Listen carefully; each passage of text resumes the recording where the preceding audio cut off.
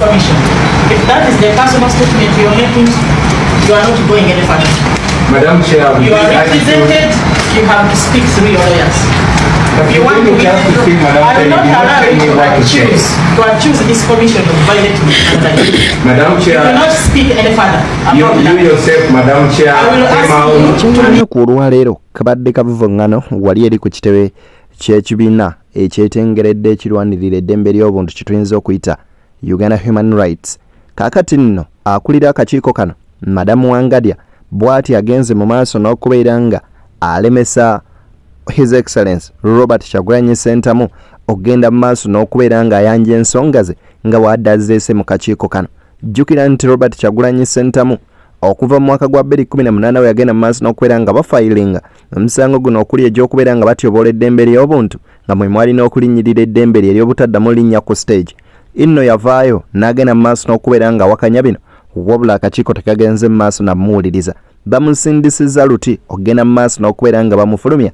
Njagala obyerabireko n'agamba nti amawulire nga gano tugakusanzawo mu comfort zone yo ate ne tugenda okubeera nga tugakuwa nga gasengejjeddwa bulungi. Beyond the Newsroom gwe mukutu nkusaba video jimpeleka like wamma gwatana subscribing tugende maaso n'okubeera nga ensonga tuzisoosootula.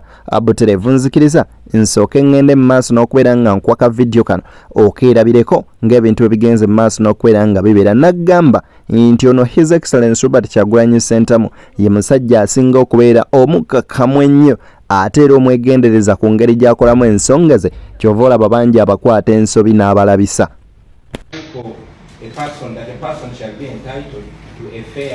Speedy and public hearing before an independent and impartial court or tribunal. It is more than 5 years ago, Madam Chair, and as all of us know, justice delayed, justice denied. Madam Chairperson and members, this commission, which is empowered by the Constitution to protect constitutional rights, is instead the one violating those rights. I mean, Madam Chair, in all fairness, how can a complaint regarding...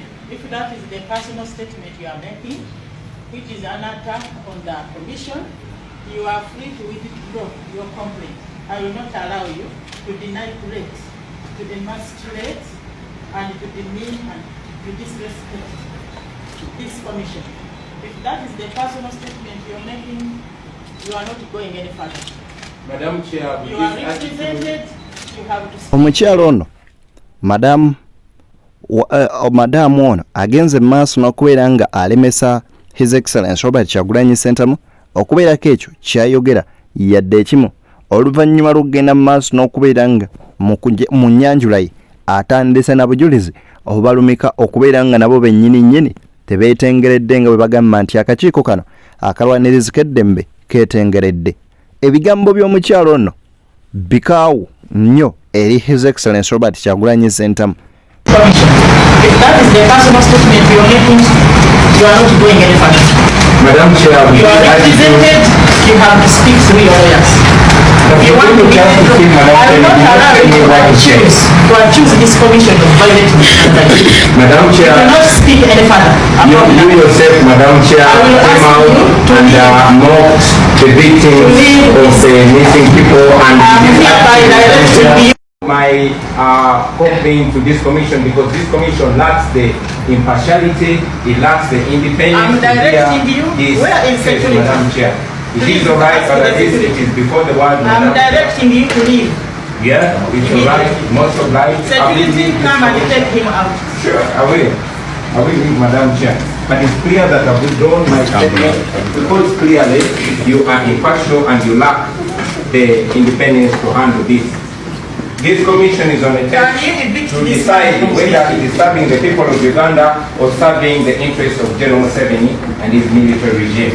Remember, Madam Chair, this is supposed to be the Uganda Human Rights Commission. And I wanted to go on record telling you this. Madam Mariam Wangadya akulira akakiiko kano bw'atyo agenze mu maaso n'okubeera nga alaga mukulembeze Kyagulanyi Ssentamu nga bw'atalina kugenda mu maaso n'akubeera nga oba oliawo amuwa byakkola. Ono nno agenze mu maaso n'okubeera nga ayongerako okubeera nga ategeeza Madamu Wangadya nga eddembe ly'obuntu erigenda mu maaso n'okubeera nga lityobolebwa okuviira ddala eri mwaka gwa 2018 we yagenda mu maaso n'okubeera nga agaanibwa okukola shows ze ate awo n'engeri y'emu n'atutegeeza nti ne bannayuganda bangi bagenze mu maaso n'okubeera nga obulamu bwabwe butyoboolwa n'eddembe lyabwe olw'okuba bagenze mu maaso n'okwagira Kyagulanyi oba olw'okubeerawo kw'ebyobufuzi bya Kyagulanyi.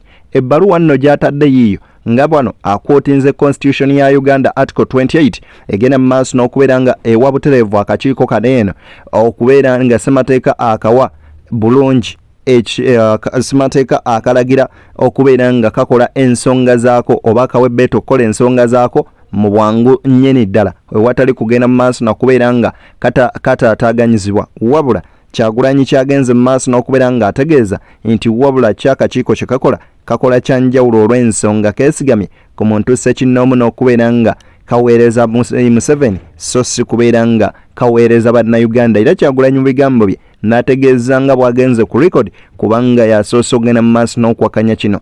Uganda wa wetulaga nze nno naawe wabula kankuwa ebigambo bya His Excellency Robert Kyagulanyi Ssentamu then ate munywanyi nkomewo mbe nga nkusiibula busibuzi naye video gimpeleka like subscribe nga gwatannaba video eno etambulire ddala etuuke ne ku oyo omulala yandyagadde ogenda mu maaso n'okubeera ng'agifuna.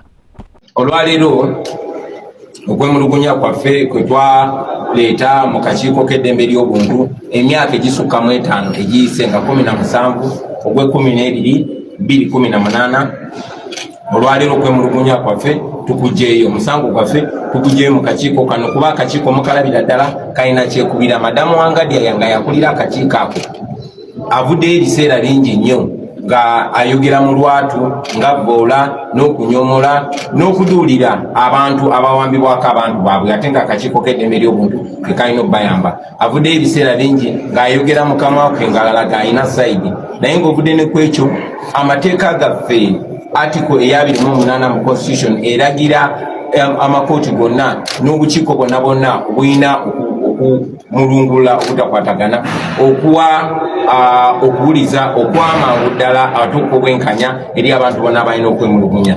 Naye nze bukyanga ndeeta kwemulugunya kwange emyaka gigenda mu 6 gisukka mu 5 tebampa mukisa kweyogerako ate lwe bampadde omukisa mulaba engeri gyeyisiza. So olw'ebyo n'ebirala bingi nnyo omusango gwaffe tukugiyeyo kubanga akakiiko k'eddembe ly'obuntu si kakiiko kaddembe ly'obuntu wabula kana akakiiko kennyini ate ke kakozesebwa okulinnyirira eddembe ly'obuntu.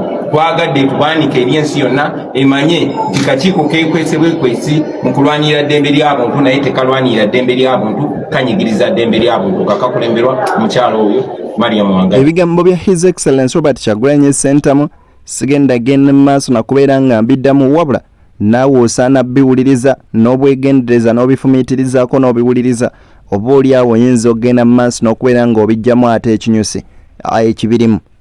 Lwaki temunzikiriza ne mbagamba nti Sheikh Ashraf Demba omusomi w'edduwa ye Sheikh yekka agenda okusomera dduwa egenda okugyawo ebizibu byonna ebikutawaanya. Oliko majini mixa jagana oli bweru wa ggwanga mukubireko oba muwandiikire message ku WhatsApp ng'oyita ku simu esembeyo 11 ku screen ajagenda mu maaso n'okubeera nga byonna abikolako bulungi nnyo nnyini ddala. Higher Level 1 Travel Agency ye kampuni yokka egenda okukulambuza mu bitundu ebyenjawulo ogende mu maaso n'okubeera nga mwattu okijjamu ennyalwe ofune service y'entuufu gye weetaaga.